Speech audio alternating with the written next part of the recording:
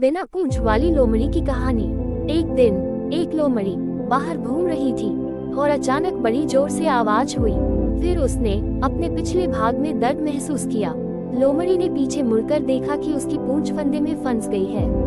उसने पूंछ को निकालने की बहुत कोशिश की, लेकिन पूंछ फंदे में फंस गई थी। आखिर बहुत कोशिश करने के बाद लोमड़ी ने उसे निकालने के लिए जोर लगाया और पूंछ निकल गई। लोमड़ी चिल्लाए और उसने पीछे मुड़कर देखा कि उसकी आधी पूंछ फंदे में ही फंसी हुई है।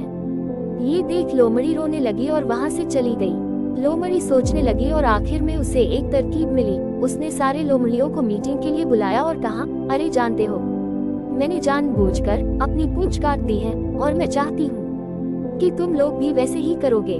देखिए, लंबी पूंछ के फायदे से ज्यादा नुकसान है।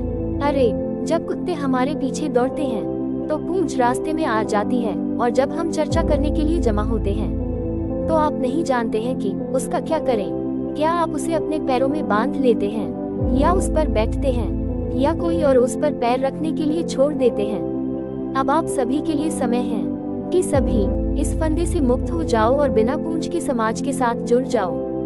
बाकी लोमड़ियों ने कहा, यदि तुम्हारी पूंछ सुंदर होती तो तुम ये कभी ना कहती। तुम अपने फायदे के लिए कह रही हो क्योंकि तुम शर्मिंदा हो। सारी लोमड़ियां अपने गुच्छेदार पूंछ उसकी ओर उठाकर चली गई। इस कहानी से हमें ये सीख मिलती है कि दूसरों को बुद्धू बनाना इतना आसान नहीं होता।